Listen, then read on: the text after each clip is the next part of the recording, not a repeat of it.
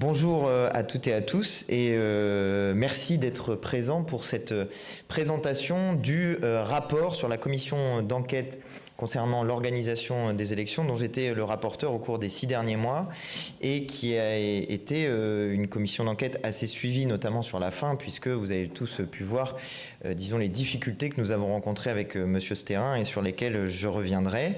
Mais d'abord, pour vous présenter un petit peu ce rapport, il est le fruit de 39 auditions, de 119 personnes auditionnées, de 6 mois de travail, je l'ai dit, et de 4 déplacements parlementaires qui m'ont permis notamment de récupérer auprès de la commission des sondages 14 000 documents qui ont permis d'étudier la manière dont les instituts de sondage font leur redressement et en même temps construisent leurs échantillons. Et cela m'a permis aussi d'interroger les instituts de sondage à plusieurs reprises, mais j'y reviendrai en détail. Ce que je veux d'abord vous dire, c'est qu'il existe en France une forme de nouveau suffrage censitaire, c'est-à-dire réservé aux plus riches, puisque 10 millions de nos compatriotes sont non inscrits ou mal inscrits sur les listes électorales. La non-inscription, c'est 2,9 millions de personnes, c'est-à-dire les gens qui auraient le droit de voter et d'être inscrits sur les listes électorales, mais qui ne le sont pas, et 7,7 millions de personnes qui sont mal inscrites sur les listes électorales, c'est-à-dire qui ne sont pas inscrites dans leur commune de résidence effective et qui, du coup, rencontrent un certain nombre de difficultés pour pouvoir se rendre aux urnes. Et ce qu'a démontré notre commission d'enquête, même si ça ce sont des éléments qui sont globalement publics et auxquels on pouvait avoir accès, mais ça a permis au moins de les résumer, c'est qu'il y a de plus fortes chances de s'abstenir, mais je mets des guillemets, quand on est mal inscrit sur les listes électorales, c'est-à-dire de ne pas participer aux élections. Et ceux qui sont les plus touchés par les phénomènes à la fois de non-inscription et de mal-inscription, ce sont à la fois les jeunes et les catégories populaires, raison pour laquelle je considère qu'il existe en France une nouvelle forme de suffrage censitaire. Daniel Gaxi, qui est un chercheur en sciences politiques, parle de sens caché. Je crois qu'il est dans le vrai sur ce point-là et qu'il faut donc agir et agir de manière vigoureuse. Puisque les services publics des impôts sont tout à fait capables de nous envoyer des SMS, et nous avons pu le vivre pour un certain nombre d'entre nous assez récemment, ils sont tout à fait capables d'envoyer des SMS pour nous rappeler qu'il est temps de faire notre déclaration d'impôt, eh bien, il est tout à fait possible aussi que les services publics mettent en œuvre des moyens pour rappeler aux gens que la date limite d'inscription sur les listes électorales approche, que la date des élections approche, mais pour cela, encore faut-il s'en donner les moyens et compléter le répertoire électoral unique avec notamment les numéros de téléphone pour qu'on puisse alerter les gens. Je fixe pour ma part un objectif beaucoup plus ambitieux, qui est l'objectif 100% d'inscrits sur les listes électorales, 0% de mal inscrits sur les listes électorales, objectif qui peut être atteint avec des modifications de la loi actuelle pour viser à une inscription automatique sur les listes électorales qui ferait que lorsqu'on déménage, eh bien, on serait automatiquement inscrit dans l'endroit où l'on déménage et qu'il faudrait s'opposer à ce changement d'inscription sur les listes électorales, ce qui semble quand même plus logique que le système actuel où il faut une démarche volontaire pour s'inscrire sur les listes électorales, ce dont tout le monde n'est pas nécessairement informé. Ensuite, il y a un deuxième problème avec cette inscription sur les listes électorales, c'est la question des radiations et notamment des radiations abusives. Nous avons notamment étudié dans cette commission d'enquête le cas qui s'est produit à Évry-Courcouronnes où on a eu 6000 radiations d'un seul coup, ce qui représente 15%, un petit peu plus même, du corps électoral de la ville d'Évry. Ce n'est pas rien et nous avons fait la démonstration avec une enquête sur pièce et sur place à la mairie d'Évry qui nous a permis de récupérer un certain nombre de documents, mais nous avons fait la démonstration que des gens avaient souhaité se réinscrire sur les listes électorales, découvrant d'une certaine manière au bureau de vote qu'ils n'étaient pas inscrits sur les listes électorales, qu'ils s'étaient rendus au tribunal administratif pour procéder à une réinscription, qu'un certain nombre d'entre eux ont réussi à procéder à cette réinscription, mais que compte tenu du débordement qui a eu lieu au tribunal d'Évry, qui avait d'ailleurs été rapporté par vos collègues du Monde, eh bien, il n'avait pas été possible pour un certain nombre de personnes de pouvoir se réinscrire sur les listes électorales. Par ailleurs, cela ne parle que des personnes qui se sont effectivement rendues au tribunal, parce qu'il y a un certain nombre de personnes qui, découvrant qu'elles n'étaient pas inscrites sur les listes électorales, en arrivant au bureau de vote, eh bien, ma foi, en sont restées là et ne sont pas allées voter. Là où ça pose un problème qui me semble devoir intéresser la presse, c'est que l'effet direct de ces radiations abusives, ça a été de pénaliser lourdement la gauche aux élections européennes en particulier. Pourquoi? Eh bien parce que les bureaux de vote dans lesquels il y a eu le plus de radiations sont aussi les bureaux de vote dans lesquels la gauche réalisait ses meilleurs scores, et que les bureaux de vote dans lesquels il y a eu le moins de radiations sont aussi les bureaux de vote dans lesquels la droite réalisait ses meilleurs scores. Raison pour laquelle on peut affirmer de manière détaillée, vous pourrez retrouver cet élément-là dans le rapport, que l'effet de radiations massives et abusives comme celles qui ont pu avoir lieu à Évry-Courcouronnes, eh bien, c'est tout simplement d'exclure une partie des gens du corps électoral, donc du droit de suffrage, et de pénaliser, en l'occurrence, la gauche dans les élections. Moi, je fais une recommandation qui est une recommandation assez simple, qui est de mettre en place un moratoire sur ces radiations pour perte d'attache communale. Hein. C'est des radiations bien particulières qui sont décidées par les municipalités et dont je veux vous alerter sur la nature, puisqu'elles conduisent à priver quelqu'un de son droit de vote. Elle radie les gens des listes électorales sans les réinscrire dans un autre endroit, ce qui constitue au final une perte des droits civiques si jamais la personne ne fait pas la démarche volontaire d'aller se réinscrire sur les listes électorales. Je signale que normalement la perte de droits civiques, c'est une peine pénale. C'est-à-dire c'est quelque chose qui est décidé par un tribunal et c'est une peine, la perte de ces droits civiques. Raison pour laquelle je propose un moratoire. Mais je sais que certaines personnes peuvent y être opposées. En tout cas, ce qu'il faut faire au minimum, et je pense que là, pour le coup, toute la représentation nationale peut être d'accord avec ça, c'est d'interdire que ces radiations aient lieu dans la période des 6 semaines où il est impossible de se réinscrire sur les listes électorales. Ça semble l'évidence même qu'on ne prive pas quelqu'un de son droit de vote s'il est en incapacité de se réinscrire. Mais pour ma part, encore une fois, je pense que la méthode la plus efficace, c'est de mettre en place cette inscription automatique sur les listes électorales. Et de cette manière-là, eh bien, il n'y aura plus besoin de faire ces radiations pour perte d'attache communale, puisqu'on pourra avoir d'une certaine manière un suivi en temps réel de l'inscription sur les listes électorales. Troisième sujet qui, je crois, fait beaucoup parler ce matin, c'est la question des sondages. Alors, pour détailler ce que nous avons fait avec mes équipes, nous sommes donc rendus à la commission des sondages où nous avons récupéré l'intégralité des documents transmis par les instituts de sondage et de discussion interne à la commission des sondages pour les années 2016 à 2025. Je crois que notre enquête sur pièce sur place était en avril, donc nous avons récupéré les documents jusqu'au moment de notre enquête sur pièce et sur place, et nous avons procédé à plusieurs travaux. D'abord, nous avons regardé les documents, les échanges internes qui pouvaient exister à l'intérieur de la commission des sondages.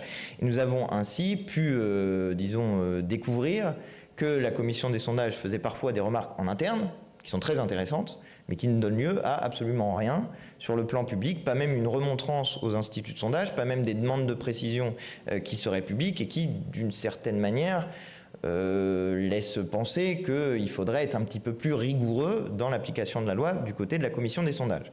Néanmoins, je signale quand même qu'il y a une seule personne qui travaille à temps plein à la commission des sondages, que c'est peut-être un peu léger pour effectuer un travail de contrôle, que pour effectuer un travail de contrôle, il faudrait-il encore que la commission des sondages ait accès aux données brutes, ce qui n'est pas le cas, ce qui m'a permis quand même de découvrir que la commission des sondages elle-même n'a pas toutes les capacités disponibles sur le plan technique pour pouvoir faire cette analyse des sondages en détail, mais néanmoins, à l'aide des documents que nous avons récupérés à la commission des sondages, nous avons pu essayer d'étudier les effets massifs et agrégés de l'ensemble des instituts de sondage. Et là, les données que nous rendons publiques sont assez intéressantes puisque nous constatons plusieurs problèmes qui ont tendance à se cumuler. Premier problème que nous avons observé, c'est que les instituts de sondage ont d'énormes difficultés à constituer des échantillons politiques qui soient corrects. Je détaille un petit peu sur ce plan-là parce que c'est un petit peu technique. Mais les instituts de sondage essayent de constituer des échantillons qui sont représentatifs de l'ensemble de la population. Ils essayent de le faire sur le plan sociologique, sociodémographique et sur le plan politique parce qu'il pourrait y avoir d'un côté des biais ou de l'autre côté des biais. Certains instituts de sondage, enfin la majorité en réalité, font le choix d'avoir des bons échantillons sociodémographiques. Je vais revenir sur ce que ça veut dire bon. Un institut de sondage fait le choix plutôt d'avoir des bons échantillons politiques. Il s'agit de Cluster 17 et j'ai pu interroger le directeur de Cluster 17 qui m'a expliqué ce choix, c'était une question que je posais. Il me dit Le vote antérieur est plus prédictif du vote futur que la catégorie sociodémographique, et on le comprend bien. Si vous avez voté pour Jean-Luc Mélenchon, il y a plus de chances que vous votez dans un espace qui est à gauche. Si vous avez voté pour Marine Le Pen, il y a plus de chances que vous votez dans un espace qui est à droite, voire à l'extrême droite. Par contre, si vous êtes cadre, bien je ne sais pas exactement pour qui vous avez le plus de chances de voter, et donc votre catégorie sociodémographique n'est pas nécessairement prédictive du vote que vous allez pouvoir réaliser. Bon, ça c'est sur la constitution des échantillons. Quand on regarde dans le détail, l'essentiel des instituts de sondage pour l'élection présidentielle de 2022 avait d'énormes difficultés à reconstituer 2 échantillons politiques. Le premier, c'est celui de Jean-Luc Mélenchon. Le deuxième, c'est celui de Valérie Pécresse avec la référence au vote Fillon. Sauf qu'il y a un problème. Quand on regarde à l'intérieur de ces échantillons, eh bien, les difficultés qui existent pour constituer les échantillons pour Jean-Luc Mélenchon, c'est qu'en réalité, les sondeurs ne trouvent pas les électeurs de Jean-Luc Mélenchon. Ils ne trouvent pas ni les jeunes, ni les classes populaires qui ne participent pas, tout simplement, à ces sondages et qui donc ne répondent pas aux enquêtes.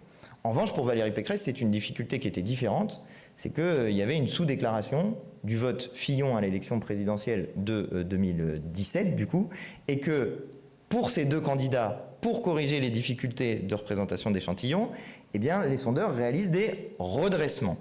Là encore, il faut expliquer parce que c'est un peu technique. Les redressements, cela consiste à attribuer davantage de poids aux personnes qui répondent et qui sont sous-représentées dans un échantillon.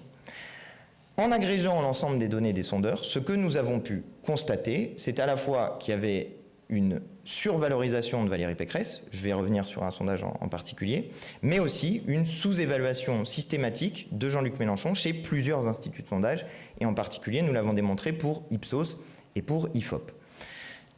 Ça, c'est sur les données agrégées, mais il y a certains sondages qui sont des sondages extrêmement problématiques quand on rentre dans le détail. Je vous donne un exemple en décembre 2021. Nous sommes là à 6 mois de l'élection présidentielle et voici un sondage qui rend Valérie Pécresse vainqueur au second tour de l'élection présidentielle. Alors toute la presse s'en était fait l'écho en disant Valérie Pécresse peut battre Macron. Il y avait un moment Pécresse, c'était juste après le moment où elle avait été sélectionnée comme candidate de son parti à l'élection présidentielle. Sauf que voilà, quand on regarde dans le détail de ce sondage, eh bien Valérie Pécresse n'est pas gagnante dans le sondage lui-même si on enlève le redressement politique. Donc, vous médias, vous avez un sondage qui vous dit Valérie Pécresse gagne à 52 contre 48, par ailleurs on est dans la marge d'erreur, donc il y a un sujet qui pourrait être posé sur la fiabilité du résultat, mais en plus de ça, vous, médias, vous n'êtes pas informés du fait que dans les résultats bruts, en réalité, Valérie Pécresse n'était pas donnée gagnante du second tour face à Emmanuel Macron. C'était l'inverse, et cela dans tous les cas qui étaient testés par l'Institut de sondage. Je considère qu'il y a un problème qui peut être créé pour l'information d'abord des médias, et ensuite des médias vis-à-vis du grand public. Sondage ELAB, si mes souvenirs sont bons. Deuxième sujet qui est posé, entre 2 sondages réalisés à 2 jours, enfin même à 1 jour d'intervalle, c'est-à-dire un le 22 et l'autre le 23, 2 sondages qui sont réalisés à 2 jours d'intervalle, eh bien les redressements qui vont s'opérer sur Jean-Luc Mélenchon, avec un même niveau de sous-représentation dans l'échantillon politique, un jour il va être de plusieurs points en plus, le lendemain ça va être des points en moins. Il y a donc là une question qui était posée, et quand j'ai posé la question aux sondeurs, eh bien ma foi, je n'ai pas eu de réponse qui permettait d'expliquer de manière scientifique ce qui se produisait. J'ai fait un petit peu long sur l'explication sur ça parce que c'est très technique et que je pense qu'il est nécessaire que tout le monde comprenne bien ce dont je parle. Maintenant, je fais des recommandations vis-à-vis de ces sondages, parce que c'est ce qui me semble le plus utile, puisque ces sondages vont avoir une influence dans la lecture politico-médiatique des événements. Potentiellement même, certains sondages vont pouvoir faire exister des candidats qui, au final, auront une réalité politique au moment du vote qui est assez faible par rapport à ce qu'ils étaient dans les sondages. Et puis l'effet inverse, il peut y avoir des candidats qui vont être plus forts au final dans le vote que ce qu'ils étaient dans les sondages, ce qui là aussi peut avoir des effets politiques. Donc recommandations qui me semblent les plus pertinentes. La première, c'est d'augmenter la transparence des instituts de sondage, et en particulier que les instituts de sondage donnent accès aux données brutes qu'ils ont dans leurs résultats, de manière à permettre notamment à la recherche de faire le travail qui va avec toute donnée scientifique, un travail d'analyse, de contestation, de contradiction, qui permettrait d'augmenter la scientificité de ces outils, dont j'estime, contrairement à ce que certains me font dire, dont j'estime qu'ils ont une forme d'utilité à condition qu'ils soient fiables. Le deuxième élément que je propose, qui là peut être mis en œuvre directement, c'est que la commission des sondages rende publiques les notices expertes qui lui sont remises, puisque moi c'est ce à quoi j'ai pu avoir accès, c'est ce qui m'a permis de travailler sur les données de redressement, et je pense que c'est d'intérêt général que l'ensemble de nos compatriotes et des médias puissent avoir accès à ces données, ces fiches expertes des instituts de sondage. La troisième recommandation que je fais, c'est s'il n'est pas possible, si les sondeurs ne souhaitent pas rendre publiques les données qui sont celles auxquelles eux ont accès, si les sondeurs ne souhaitent pas qu'on puisse vérifier la scientificité de leurs travaux dans le temps long, eh bien dans ce cas-là, il faut qu'on interdise la publication de sondages tant que les candidats à une élection ne sont pas connus. Parce que sinon, c'est assez évident, cela conduit à faire exister des candidats qui peuvent être au final décidés par les commanditaires des sondages et par le résultat des sondages eux-mêmes. Je propose la même chose pour le deuxième tour, c'est-à-dire qu'on interdise les sondages de deuxième tour avant que les candidats au deuxième tour soient connus. Mais ça, encore une fois, c'est si jamais on ne rend pas public les données.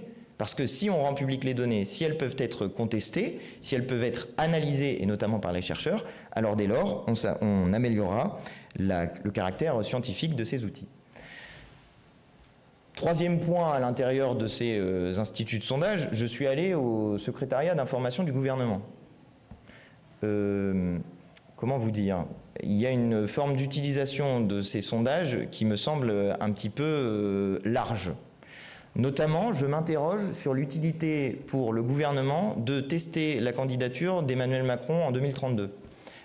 Ça me semble être peu utile pour l'action quotidienne du gouvernement de savoir si, dans un sondage qualitatif, c'est-à-dire où les individus qui sont sondés peuvent répondre avec des méthodes, avec des descriptions détaillées, je m'interroge sur l'utilité pour l'action du gouvernement de savoir si les gens trouvent très intéressante la candidature d'Emmanuel Macron en 2032, sachant particulièrement que tout ça coûte extrêmement cher puisqu'on est sur 1 million d'euros, en gros un petit peu plus d'1 million d'euros qui sont dépensés chaque année pour ces sondages du gouvernement. Enfin, et ce sera le dernier élément que je souhaite mettre en avant, nous avons traité, même si ça n'était pas au point de départ un des sujets de notre commission d'enquête, mais nous avons traité la question des ingérences étrangères et des ingérences financières. Les ingérences étrangères, nous en avons eu un certain nombre d'exemples dans les périodes récentes, et je traite notamment du cas des étoiles de David qui avaient été taguées en bleu sur un certain nombre de murs il n'y a pas très longtemps, mais aussi des mains rouges qui avaient été taguées sur le mémorial de la Shoah. Souvenez-vous, il y avait eu donc ces deux événements, et ce que nous démontrons dans le rapport, c'est la méthode qui est utilisée dans ces types d'ingérences. Il va y avoir une action qui est menée, peindre quelque chose sur un mur, puis une publication d'images sur les réseaux sociaux, images qui sont amplifiées par des comptes qui viennent notamment de l'étranger, et l'objectif, c'est vous. C'est-à-dire que l'objectif, c'est ensuite que cette ingérence passe dans la sphère médiatique officielle et obtienne une forme de réalité, de matérialité, parce que, étant commentée dans la sphère médiatique et politique officielle, eh bien, elle devient un événement à part entière, alors qu'au final, il s'agit d'événements qui sont créés. Si vous voulez bien vous en souvenir, il y a un événement assez récent, sur lequel, pour ma part, j'ai gardé mes commentaires, attendant de savoir ce dont il retournait. Vous avez pu voir que récemment, plusieurs synagogues et le mémorial de la Shoah, de nouveau, avaient été enduits de peinture verte. Les premiers éléments de l'enquête qui sont fournis nous disent que ce sont 3 personnes serbes qui ont été arrêtées et que la piste des ingérences étrangères est de nouveau la piste privilégiée désormais par les enquêteurs. Et pourtant, nous avons eu, encore une fois, eh bien, un passage de cette tentative d'ingérence vers les médias traditionnels. Il y a donc une question qui est posée à la fois de renforcement des moyens de lutte contre les ingérences, c'est l'une des propositions que je fais, de formation, disons, augmentée du côté des médias, pour ne pas se faire le relais de ceux qui sont les adversaires de la France, et puis enfin une formation dans la population générale. Et ça, c'est sans doute l'élément le plus central, et c'est ce que nous avons vu d'ailleurs avec Viginum, c'est que la meilleure protection contre ces ingérences étrangères, c'est d'augmenter le niveau de formation de la population, et en particulier sur la lutte contre le racisme, puisque toutes ces ingérences ont toujours un même objectif, qui est de chercher à diviser le peuple français et à s'insinuer dans les fractures qui peuvent exister à l'intérieur du peuple français. Dernier point enfin, La question des ingérences financières est posée et nous avons notamment étudié le cas, comme vous le savez maintenant, de Pierre-Édouard Stérin et de Périclès. Alors ça n'a pas été facile puisque Pierre-Édouard Stérin a réussi à se défiler et à éviter de se présenter devant notre commission d'enquête, prétextant des problèmes de sécurité sur lesquels, ma foi, nous avons apporté des réponses.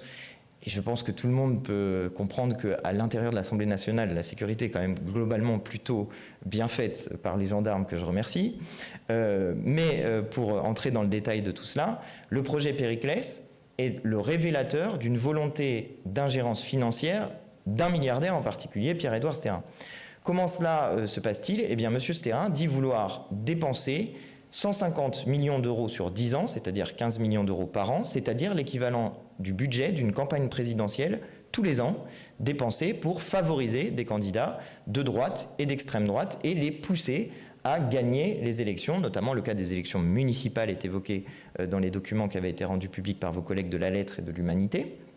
Et ces outils-là, cette manière-là d'essayer d'influencer les élections est très peu encadrée.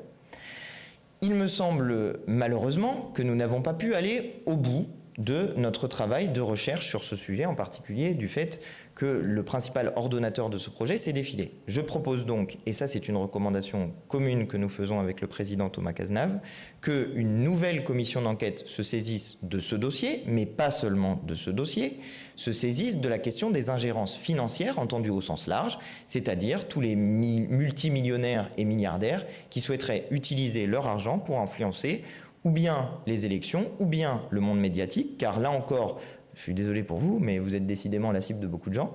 Là encore, les médias sont la cible de ces ingérences financières, en particulier avec le détournement du rôle des instituts de sondage, pour le coup, pour essayer de faire émerger des thèmes qui soient mis en circulation dans le monde médiatique et qui viennent servir ou appuyer un objectif politique ou une lecture politique des événements qui se déroulent. J'ai en particulier interrogé M. Rérol, directeur de Périclès, sur sa volonté de mettre en place un baromètre islam et insécurité.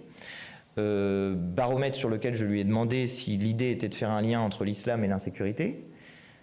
Il ne m'a pas répondu. Il a évité la question et il a fini par dire « je m'intéresse à l'islam, je m'intéresse à l'insécurité, je m'intéresse au lien entre les deux ». Voilà. Donc vous avez compris que l'idée qui est derrière, c'est d'essayer de créer, de faire exister une idée qui serait qu'il y aurait un lien entre une religion et l'insécurité, ce que je considère, enfin ce qui de toute façon est faux sur le plan scientifique, mais qui est, on voit bien, une volonté de donner une forme de réalité à ce qui est au final une opinion.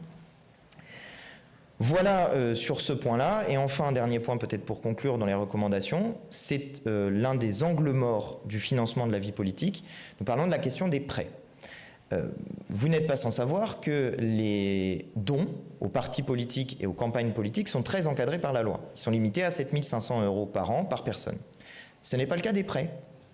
On peut prêter des sommes considérables sans qu'il n'y ait de limite qui soit fixée sur les prêts, ce qui potentiellement pourrait conduire, là encore, à des ingérences financières, pour une raison très simple, je te prête beaucoup d'argent, mais en échange, j'aimerais bien que tu mettes ça dans ton programme. Là, il peut y avoir un sujet qui est posé, et je préconise donc qu'on limite à 50 000 € les prêts des individus, et qu'on interdise les prêts d'individus étrangers, là encore pour éviter cette fois-ci les ingérences étrangères. Je signale qu'il y a un cas qui a été rendu public par vos collègues de l'Obs, qui est le cas de Marion Maréchal Le Pen dans la campagne européenne précédente, puisqu'elle a reçu via un micro-parti un prêt de 800 000 € d'un individu, personne ne sait qui c'est, elle ne répond pas à mes questions quand je l'interroge sur le sujet sur les réseaux sociaux, mais je trouve qu'il y a là quelque chose qui pourrait être intéressant. Pour ma part, je ne souhaite pas que ce soit quelque chose de public, parce que je pense qu'il peut y avoir des effets de bord qui sont négatifs, c'est-à-dire il pourrait y avoir des gens qui refusent de prêter, par exemple, parce qu'ils ne voudraient pas voir leur nom associé à des candidats, et je pense qu'il faut préserver, comme pour le vote, la capacité à prêter de manière secrète. Néanmoins, quand ça atteint des sommes aussi considérables, je trouve qu'il y a un intérêt à savoir qui pourrait être derrière ces prêts. Mais cela dit, je propose donc qu'on limite, et de cette manière-là, on pourra à la fois assurer une forme de contrôle sur le montant de ces prêts et puis en même temps assurer une forme de confidentialité qui est nécessaire, il me semble, pour la vie démocratique de notre pays, en tout cas pour que les gens puissent continuer à prêter pour ces élections. Et j'en ai fini pour ma présentation et suis disponible pour répondre à vos questions. J'ai pas compris sur l'histoire des prêts. Je pense. Pardon. Laurence Piron, France Inter. Je pensais qu'il y avait de toute façon un montant qui était vérifié par la commission des comptes de campagne et que de toute façon on ne pouvait pas dépasser un certain montant. Donc les prêts ne sont pas compris dedans. Les prêts ne sont pas compris dedans. Alors en fait, ce qui existe à l'heure actuelle, c'est une limite dans le temps. Le prêt doit être remboursé sur une période de 5 ans. Mais ni les montants n'ont de limite pour l'instant. Que ce soit pour les partis politiques ou les campagnes. Alors la limite de montant de la campagne, c'est qu'on ne dépasse pas le plafond de recettes, mais c'est la seule limite, et ça n'existe pas pour les partis politiques pour le coup. Mais surtout, disons que l'encadrement du taux d'intérêt est un peu léger, puisqu'il peut aller jusqu'au taux d'usure, qui est de 20%, et que dans ce cadre-là, il peut y avoir aussi des formes d'enrichissement personnel, qui sont assez problématiques à mon sens, particulièrement quand on est sur des très grosses sommes qui sont prêtées à des candidats. Et je pense qu'en limitant le montant de ces prêts, eh bien on se protège aussi du risque que certaines personnes essayent de détourner la fonction de prêter à des partis ou à des campagnes politiques pour soit s'enrichir, disons, sur l'argent public, puisqu'à la fin tout ça est remboursé, soit essayer d'influencer un candidat en lui prêtant beaucoup d'argent et en exigeant ou en signalant en contrepartie qu'on aimerait bien un retour sur investissement dans des questions programmatiques.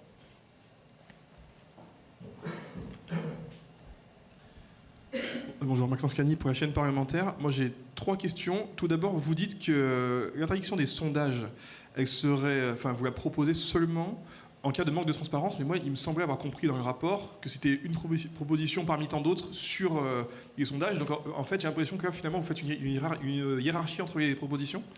Je fais devant vous une hiérarchie entre les propositions parce que je préfère 1000 fois la transparence sur les sondages à celle qui est l'interdiction. Néanmoins, je pense que l'interdiction est plus facile à mettre en œuvre parce que je doute que les instituts de sondage me suivent sur cette recommandation. Or, sur ce point-là, précisément, on est un petit peu dépendant de ce que les instituts de sondage veulent bien pouvoir faire. Alors, la loi peut contraindre à une publication plus large des éléments qui sont rendus publics par les instituts de sondage. Y a-t-il une majorité à l'Assemblée nationale pour faire cela? Je n'en suis pas sûr. Donc je pose la question. Néanmoins, pour entrer dans le détail, qu'est-ce que ça produit d'avoir des sondages dans une période longue sur une campagne, par exemple présidentielle? Ça fait qu'on va s'intéresser aux micro-variations de candidats sans même que nous n'ayons accès aux données brutes. C'est-à-dire qu'on ne sait pas si ces micro-variations sont des données de redressement ou des jeux de redressement qui peuvent avoir lieu.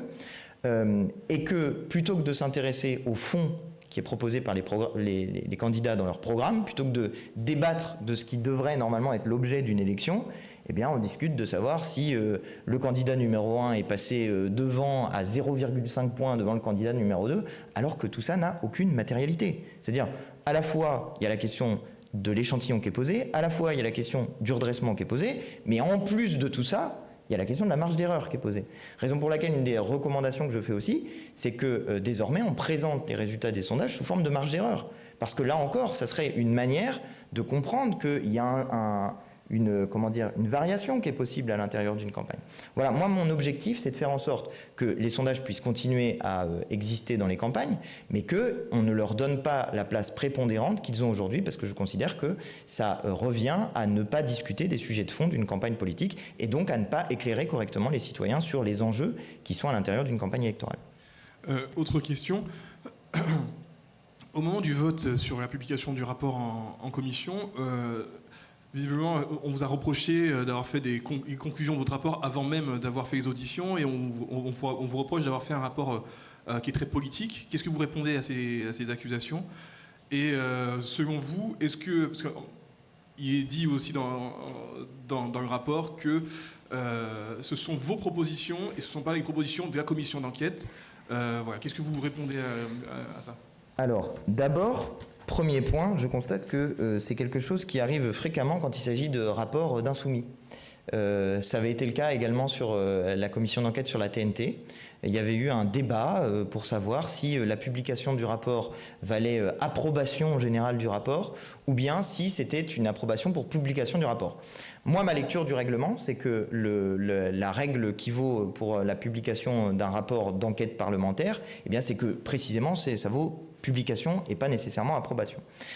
C'est la ligne que je défends pour ma part et j'ai constaté dans les échanges qui avaient eu lieu d'ailleurs dans la commission d'enquête TNT que c'était notamment la position défendue par Jérôme Guedj, quoi qu'il était en désaccord avec une partie des recommandations qui étaient faites.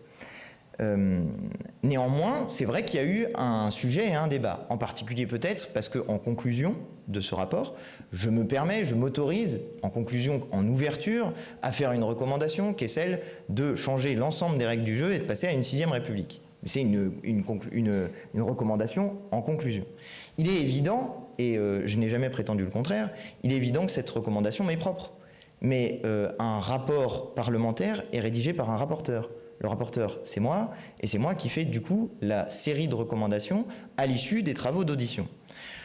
Je pense que c'est me faire un mauvais procès que de dire que je ne suis pas capable de travailler en bonne intelligence avec des gens avec lesquels je suis en désaccord. J'ai fait la démonstration de cela il n'y a pas plus tard que 3 mois en faisant un rapport parlementaire avec M. Mendes sur lequel l'essentiel de nos recommandations étaient des recommandations communes.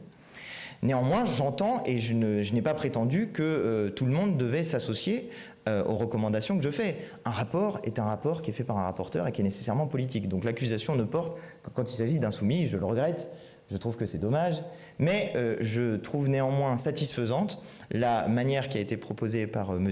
Cazenave, le président de la commission, de présenter ce rapport, puisqu'il y a un avant-propos du président sur lequel il fait des recommandations sur lesquels, pour l'essentiel, nous sommes d'accord, à part sur la question des machines à voter. Je pourrais dire moi-même que j'ai un désaccord avec cette recommandation du président et que mes recommandations, contrairement aux siennes, ont été votées, puisque sur mes recommandations, enfin sur le rapport, il y a eu un vote en commission, mais sur l'avant-propos, il n'y a pas eu de vote. Sur les éléments complémentaires qui sont proposés par les groupes, il n'y a pas eu de vote non plus. En fait, la seule chose sur laquelle il y a eu un vote de la commission, c'est mon rapport à moi. Donc je veux bien qu'on me fasse le reproche que ça ne serait pas des propositions de l'ensemble de la commission, mais ma foi, chacun est capable, je pense, de lire le rapport, de constater les développements qui sont faits, et à l'issue de ces développements, de regarder quelle est la recommandation qui est formulée. Sur la question de certaines choses n'ont pas été développées en audition, ben oui, enfin, il y a de la littérature scientifique quand même qui existe, et donc le rapporteur fait son travail de rapporteur, il regarde la littérature scientifique, et ma foi, je n'allais pas auditionner Pierre Bourdieu. Il se trouve qu'il est décédé, donc c'est un petit peu compliqué si vous voulez bien le remarquer. Néanmoins, je trouve que c'est intéressant les travaux de Pierre Bourdieu sur les sondages. Donc tout ça fait que j'ai essayé de produire un rapport, qui est un rapport détaillé, argumenté, et moi je mets au défi ceux qui viendraient en contradiction de mes propositions, d'aller regarder preuve à l'appui, document à l'appui, si on est en désaccord ou en accord avec moi, si on pourrait tirer d'autres conclusions que celles que je tire. Le seul élément sur lequel je peux l'entendre, c'est sur la question finalement de la conclusion, avec cette idée de 6e République et de référendum d'initiative citoyenne. Mais enfin, je pense, chacun pourra aller lire la conclusion, qu'il est assez notable que la manière dont c'est rédigé est une manière très insoumise et même pour tout dire assez anglais sur les éléments que je défends habituellement. Donc je pense que ce n'est pas faire insulte à mes collègues que de dire que oui, bien sûr, c'est un rapport qui a du fond politique. Mais pour ma part, je n'aime pas trop les rapports qui sont de l'eau tiède et j'aime bien qu'il y ait des choix politiques qui soient formulés à l'intérieur de ces rapports.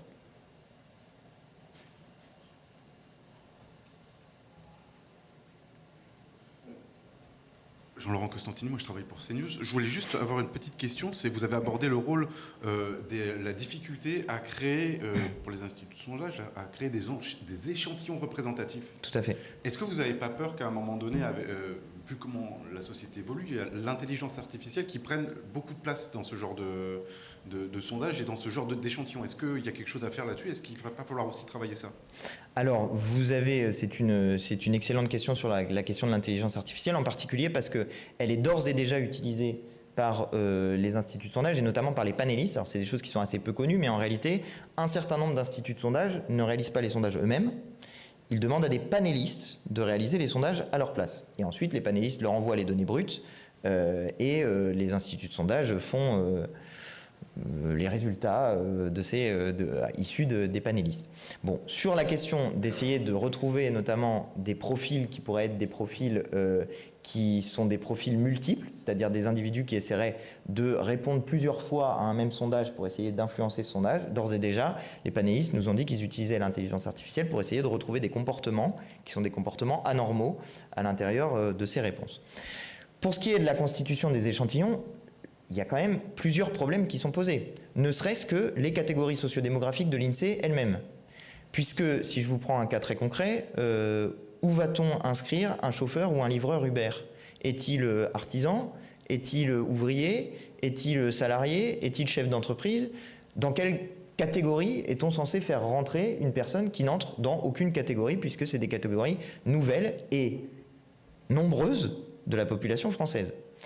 Donc, le premier problème qui est posé dans la constitution des échantillons, c'est qu'en fait, c'est difficile de représenter une population dont les catégories socio-professionnelles ont été extrêmement morcelées par le capitalisme.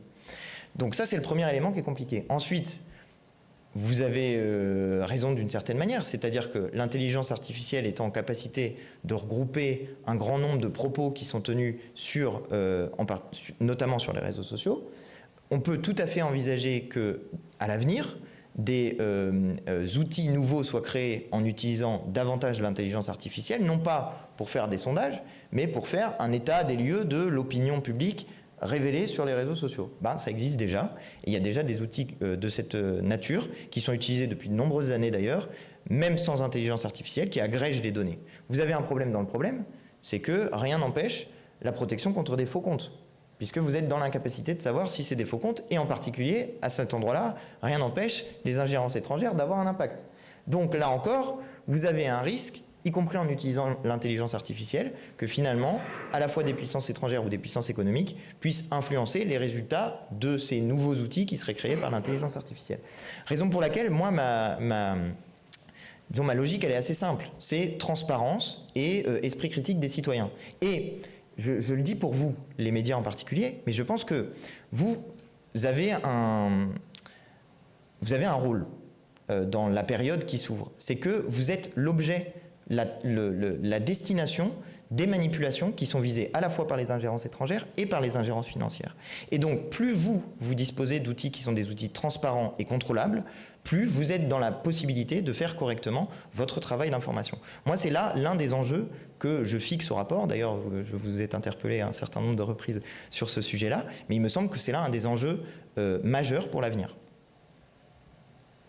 Robin Desac de France Info, vous avez dit tout à l'heure que les sondeurs ne trouvent pas les électeurs de Jean-Luc Mélenchon. Est-ce que c'est parce que, notamment les jeunes et les classes populaires, il y a une certaine défiance vis-à-vis des sondeurs, ou est-ce que c'est parce que les sondeurs ne font pas, entre guillemets, suffisamment d'efforts pour aller les chercher? Alors, c'est un peu les deux.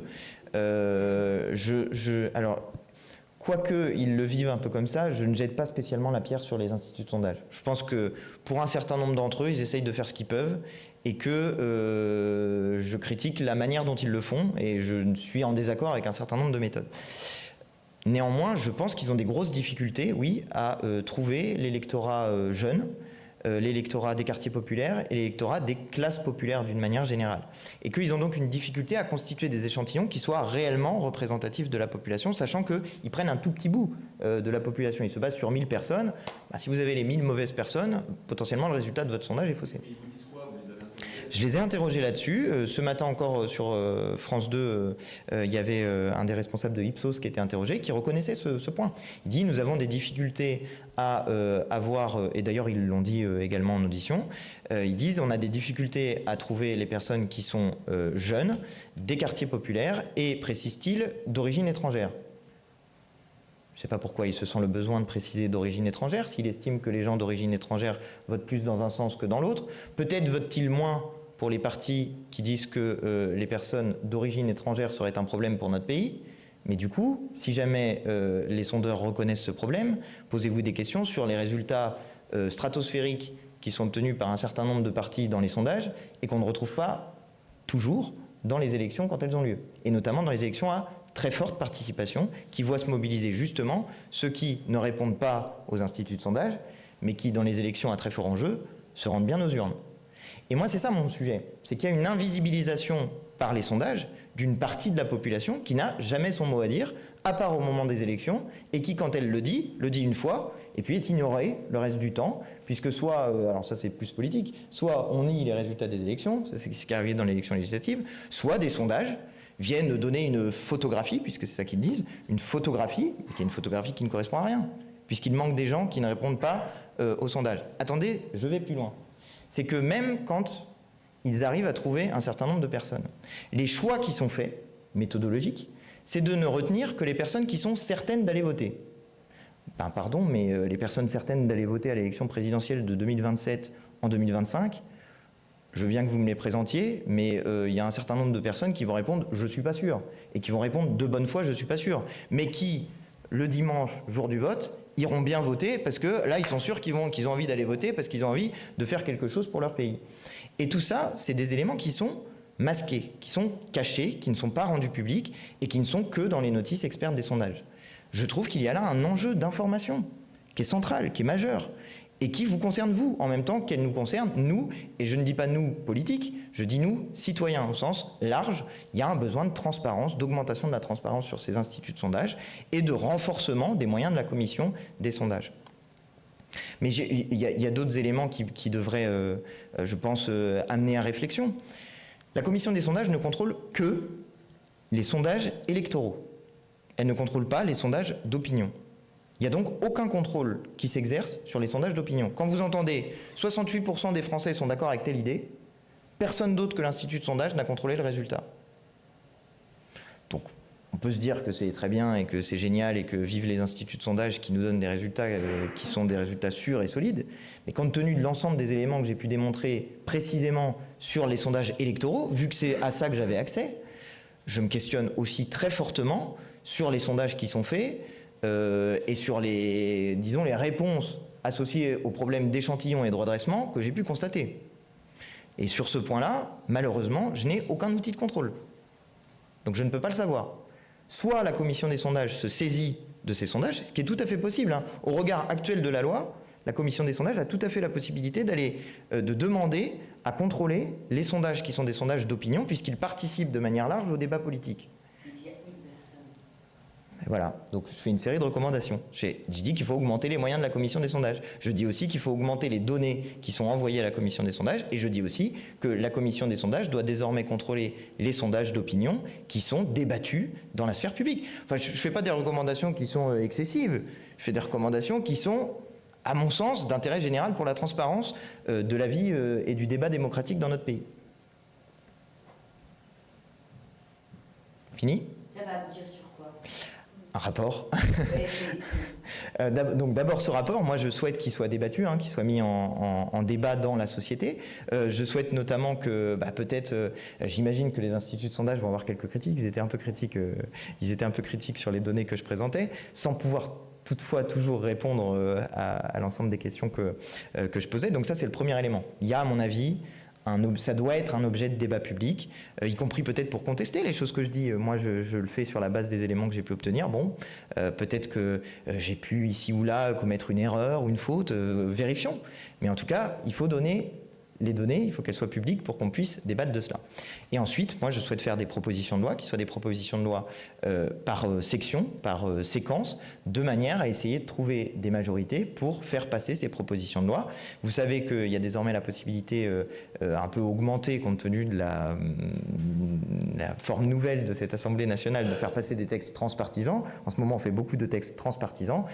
Je crois qu'il ne doit pas être trop difficile de trouver 10 députés de la majorité et 10 députés de l'opposition pour essayer de faire avancer des propositions de loi. Et en particulier, je pense qu'on a un certain nombre de points d'accord avec M. Cazenave qui pourraient permettre qu'on avance sur des propositions. Je signale que sur la question de lancer une commission d'enquête sur les ingérences financières, pour le coup, nous sommes parfaitement en accord avec M. Cazenave. Et sur ce point, je pense que nous pourrons avancer assez vite et continuer nos investigations, ou en tout cas commencer des investigations sérieuses sur la question des ingérences financières.